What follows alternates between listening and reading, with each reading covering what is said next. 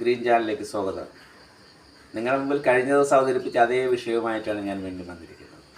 കാരണം കൊല്ലം ജില്ലയിൽ 7 മൈൽ സമീപമുള്ള പാവപ്പെട്ട പട്ടികജാതിക്കാരുടെ ഒരു സ്ത്രീയുടെ 4 സെൻറ്റും വീട് ഒഴിപ്പിക്കാൻ വേണ്ടി വില്ലേജ് ഓഫീസറും വില്ലേജ് അസിസ്റ്റൻ്റ് ദിലീപും സോജി വില്ലേജ് ഓഫീസറുമായിട്ട് വന്ന സംഭവം പരാതി കൊടുത്തു. തഹസിൽദാർക്ക് പരാതി കൊടുത്തു, കളക്ടർക്ക് പരാതി കൊടുത്തു, റവന്യൂ മന്ത്രിക്ക് പരാതി കൊടുത്തു, റവന്യൂ സെക്രട്ടറിക്ക് പരാതി കൊടുത്തു. ഇത്രയും പരാതികൾ നിൽക്കെ ഇന്ന് രാവിലെ ഞാൻ തഹസിൽദാരെ ഒന്ന് വിളിക്കുകയുണ്ടായി. തഹസിൽദാർ പറഞ്ഞു എനിക്ക് തെറ്റുപറ്റിപ്പോയി, ഞാൻ അവരോട് അങ്ങ് പോകാൻ പറഞ്ഞു. അങ്ങനെ അവരങ്ങ് പോയി, അവർക്കൊരു അബദ്ധം പറ്റിപ്പോയതാണ് എന്നൊക്കെ എന്നൊക്കെ സംസാരിക്കുന്ന ഒരു വോയിസ് ക്ലിപ്പ് ഞാൻ നിങ്ങൾക്ക് കേൾപ്പിച്ചു തരാം. ഹലോ, നമസ്കാരം.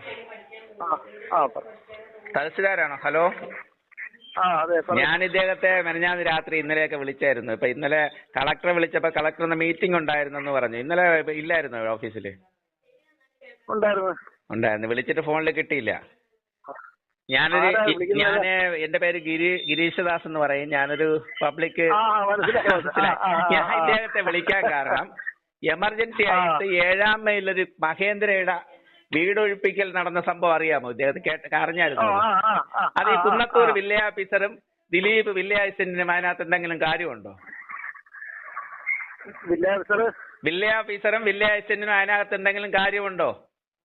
ഒരു കാര്യമില്ല. അവര് ഈ അഡ്വക്കേറ്റ് കമ്മീഷൻ കൊണ്ടുവന്ന് അവർക്കൊരു പേപ്പർ കൊടുത്തു. അല്ല, അഡ്വക്കേറ്റ് കമ്മീഷൻ എന്ന് പറയുന്നത് അഡ്വക്കേറ്റ് കമ്മീഷൻ ഇദ്ദേഹത്തിന് എന്നെക്കാൾ നിയമം അറിയാമല്ലോ. ഇദ്ദേഹം താലൂക്കിന്റെ ഒരു ജുഡീഷ്യൽ മജിസ്ട്രേറ്റ് അല്ലേ? അവരോട് വിളിച്ചു പറഞ്ഞിട്ട് തിരിച്ചു പോകാൻ പറഞ്ഞു. അങ്ങനെ അല്ല, തിരിച്ചു പോയിട്ട് കാര്യമൊന്നുമില്ലല്ലോ. നടപടി വേണ്ടേ? ഉച്ചതൊട്ട് 5:30 മണി വരെ അങ്ങനെയൊന്നും പോയില്ല. അയാൾ വീഡിയോയിലുണ്ട്, എല്ലാത്തിലും ഉണ്ട്. ഇന്നലെ മന്ത്രിയുടെ ഓഫീസിൽ വിളിച്ച് പറഞ്ഞപ്പോ പടിഞ്ഞാറക്കല്ലടയുള്ള ഒരു PA അനിൽ ആണ് ഇത് പറഞ്ഞു വിട്ടതായിട്ട്. അദ്ദേഹത്തിന്റെ കളക്ടറെ ഞാൻ വിളിച്ചു.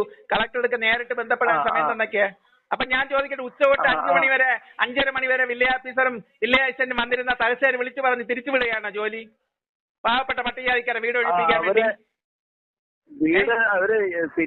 അല്ല, തുറന്നതിന് ശേഷമല്ല, മുഴുവനും തുറന്നു. എന്റെ വീഡിയോയിൽ കിടപ്പുണ്ട്. ഇവര് പറഞ്ഞാ തുറന്നതെന്ന് എന്റെ വീഡിയോയിൽ കിടപ്പുണ്ട്.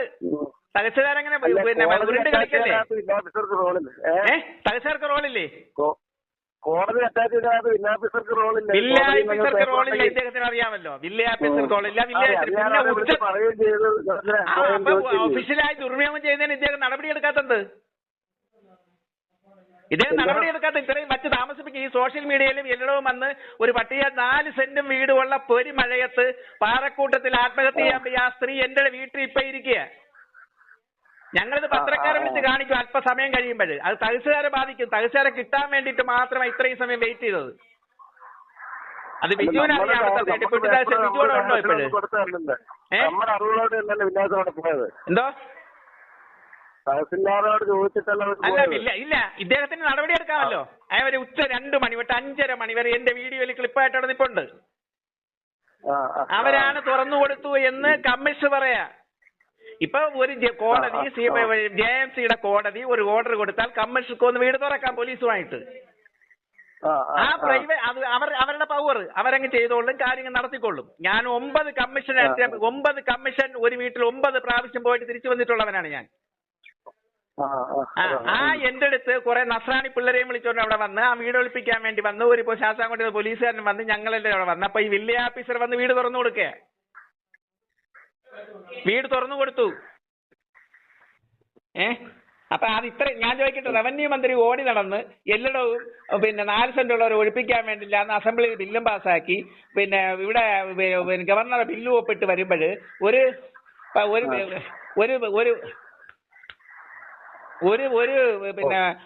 ഒരു വില്ലേജ് ഓഫീസറും വില്ലേജ് അസിസ്റ്റന്റും കൂടെ വന്നിട്ട് ഇത്രയും സമയം ഉറങ്ങിയിരുന്ന നടപടി റിപ്പോർട്ട് ചെയ്തില്ല എന്ന് പറഞ്ഞാലേ ഞാൻ പരാതി ഇദ്ദേഹത്തിന് മെയിൽ ചെയ്തിട്ടുണ്ട്. മെയിൽ കിട്ടിയോ? ഹലോ,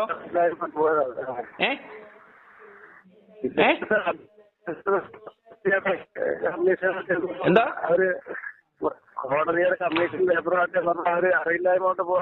അല്ല, അറിവില്ലായ്മ തീരെയൊന്നുമില്ല. അറിവില്ലായ്മ എങ്കിൽ പിന്നെ വില്ലേജ് തഹസിൽദാരുടെ അതിനകത്ത് ഉത്തരം പറയേണ്ടി വരും.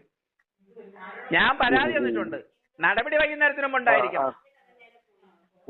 വൈകുന്നേരത്തിന് മുമ്പ് ഉണ്ടായിരിക്കണം. ഏത് കൊടികെട്ടിയ വില്ലേജ് ഓഫീസർ ആണെങ്കിലും വില്ലേജ് അസിസ്റ്റന്റ് ആണെങ്കിലും തഹസിൽദാർ വൈകുന്നേരം നടപടി എടുത്തിരിക്കണം. അപ്പോൾ പതാരത്തുള്ള സുനിലാണ് തഹസിൽദാർ. അത് ധനാഠ്യനായ ഒരു പ്രമാണിയാണ് തഹസിൽദാർ. ആ പ്രമാണി അപ്പോൾ ഇങ്ങനെ സംസാരിച്ചു. വളരെ കാര്യം ഞാൻ പറഞ്ഞു അതെല്ലാം നടപടിയെടുത്തേ പറ്റുള്ളൂ. പാവപ്പെട്ട പട്ടികജാതിക്കാരുടെ വീടാണ്, അവർ 4 സെൻറ്റും വീടുമുള്ളതിനെ ഒഴിപ്പിക്കാൻ വേണ്ടി മറ്റവരെ ഒഴിപ്പിച്ചോട്ടെ.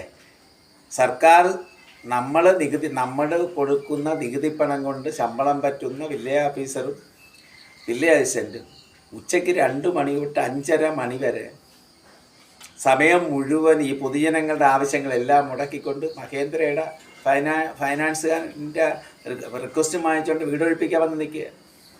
അത് അബദ്ധം പറ്റിപ്പോയി എന്ന് പറഞ്ഞിട്ട് പല കഥയുണ്ടോ? അത് നടപടിയെടുക്കണമെന്ന് പറഞ്ഞു.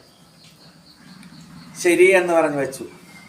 അല്പം കഴിഞ്ഞപ്പോൾ ഈ പ്രമാണിക്ക് മനസ്സിലായി എന്നെ തിരിച്ചു വിളിക്കുക. പ്രമാണി എന്നോട് പറഞ്ഞു, ഞാൻ രാജഗോപാൽ ഫൈനാൻസ് മിനിസ്റ്റർ രാജഗോപാലിൻ്റെ ഓഫീസിൽ ഒരു ഗിരീഷുണ്ട്, ആ ഗിരീഷ് എന്ന് വിചാരിച്ചുകൊണ്ടാണ് താങ്കളോട് ഞാൻ സംസാരിച്ചത്. താങ്കളാണോ? താങ്കൾ പറയുന്നത് എനിക്ക് കേൾക്കേണ്ട കാര്യമൊന്നുമില്ല. ചിലപ്പോൾ പോവും, വില്ലേജ് ഓഫീസറും പോവും, പ്രൈവറ്റുകാരന് വേണ്ടി പോവും. ആ വോയിസ് ഞാൻ കേൾപ്പിച്ചു. ഹലോ ഹലോ ഹലോ, ആ ഗിരീശദാസാണോ? ആണ്. ഗിരീശദാസാണോ സംസാരിക്കുന്നത്? ആണാണ്. നിങ്ങളാണ് നിങ്ങൾ വിളിച്ചത്? ഹലോ, നേരത്തെ വിളിച്ചിരുന്നത്. അതെ, ഇയാളാണ് എന്നെ വിളിക്കാൻ. എനിക്ക് ആള് മാറി. ഇയാളാണ് ഞാൻ അറിഞ്ഞില്ല. ഞാൻ വേറെ ബാലഗോപാൽ മിനിസ്റ്ററുടെ പി ആന്ന് ആയിട്ടാണ് സംസാരിച്ചത്. അത് ശരി. ഇയാൾക്ക് എന്നെ ഭരിക്കേണ്ട കാര്യമൊന്നുമില്ല. ഇയാൾക്ക് ചിലപ്പോൾ സ്ഥലം അതിന്റെ വേഗം പോകും. കരത്തൊന്നും ഇങ്ങോട്ടേക്ക് കൊണ്ടുവരണ്ട. ഇതാണ് ഇന്നത്തെ സർക്കാർ. ഇത് സർക്കാരിനെ അസ്ഥിരപ്പെടുത്താനും സർക്കാരിനെ അട്ടിമറിക്കാനും റവന്യൂ വകുപ്പിനെ അട്ടിമറിക്കാനും ചില ഉദ്യോഗസ്ഥർ നടത്തുന്ന തീവ്രത ശ്രമം. അത് മുകൾ തട്ടിലൊരു താഴോട്ടുള്ളത്.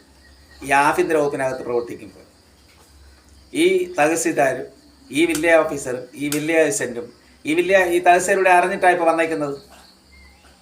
തഹസിൽദാരുടെ ഒത്താശയോടെയാണ് വന്നേക്കുന്നത്.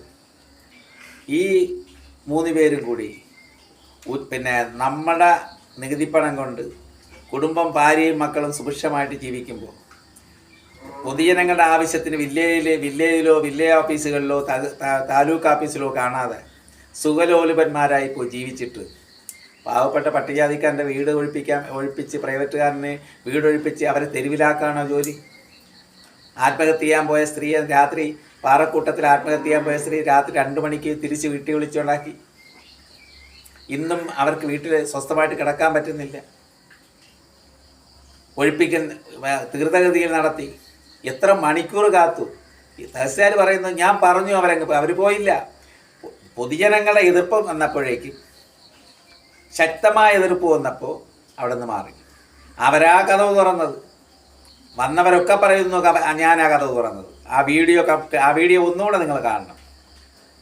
ഇവിടുത്തെ ജനം ഒരു 10-20,000 പേര് കണ്ടു. അത് ആ വീഡിയോ ഒന്നുകൂടെ ഞാൻ ഇട്ടുതരാം.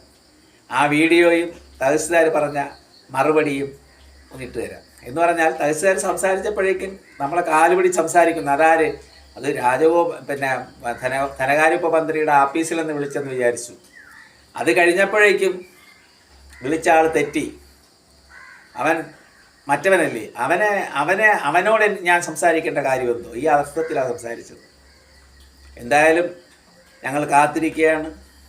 നടപടി ഉണ്ടാവുമെന്ന് നോക്കി കാത്തിരിക്കുകയാണ്. നടപടി നിയമപരമായി ഞങ്ങൾ നീങ്ങുകയാണ്. എന്തായാലും ഇനി ഒരു പട്ടികജാതിക്കാരൻ്റെ വീട് 4 സെൻറ്റോ 5 സെൻറ്റോ ഉള്ള ഒരു പട്ടികജാതിക്കാരൻ്റെ വീടും ഒഴിപ്പിക്കാൻ വേണ്ടി, അല്ലെങ്കിൽ ഇത് അനധികൃത നടപടിയായില്ലേ ചെയ്തത്, ഒഴിപ്പിക്കാൻ വേണ്ടി ചാടിക്കേറി ഒരു ഓഫീസർ ഓടി പ്രൈവറ്റുകാരന് വേണ്ടി പോകരുത്. റവന്യൂ റിക്കവറി നടപടി നടത്തുന്നതിന് കുഴപ്പമില്ല. ഇവിടെ കോടിക്കണക്കിന് രൂപ കൊടുക്കാനുള്ളിടത്ത് കൊടുക്കും, ഒഴിപ്പിക്കുമില്ല, റിക്കവറിങ് ഇല്ല, ഒന്നുമില്ല. 3-4 സെൻറ്റുള്ള വീടും വസ്തുവും. അത് പട്ടികജാതിക്കാരനാണെങ്കിൽ എളുപ്പം. അത് ഈ സർക്കാരിനുള്ള വെല്ലുവിളിയാണ്. സർക്കാർ 4 സെൻറ്റുള്ളവൻ്റെ കുടിയിടപ്പുമായിട്ട് ബന്ധപ്പെട്ട് ഇറക്കി വിടരുതെന്ന് പറയുമ്പോഴേക്കും സർക്കാരിനെ അട്ടിമറിച്ചുകൊണ്ട് പുതിയൊരു സംവിധാനത്തിന് വേണ്ടി നിലകൊള്ളുന്നതാണ്. ഇത് പതാരത്തുള്ളൊരു തഹസിൽദാരാണ് പോലും. ഞാൻ ഇവിടെ വന്നിട്ട് അയാളടുത്ത് അനധികൃതമായ ഒരു കാര്യം പറയാനോ, അനധികൃതമല്ല അല്ലാതെ തന്നെ ഒരു കാര്യം പറയാനോ ഞാൻ ഇന്നുവരെ പോയിട്ടില്ല. എനിക്ക് പോകേണ്ട ആവശ്യം വന്നിട്ടില്ല. അതുകൊണ്ട് ശക്തമായ നടപടിയെടുക്കണം. തഹസിൽദാർ ഉൾപ്പെടെ ഉള്ളവരുടെ പേരിൽ നടപടി ഉണ്ടാവണം. എന്തായിരുന്നാലും ഞങ്ങൾ പോയി ഈ തഹസിൽദാരിന് ട്രാൻസ്ഫർ വാങ്ങിച്ചുകൊണ്ട് പോയാലും ശരി, ഈ തഹസിൽദാരും വില്ലേജ് ഓഫീസറും ഈ വില്ലേജ് അസിസ്റ്റൻറ്റും ഇതിൻ്റെ പുറകെ ഞങ്ങളുണ്ട്. ഞങ്ങൾ ശക്തമായി ഇടപെടുക തന്നെ ചെയ്യും.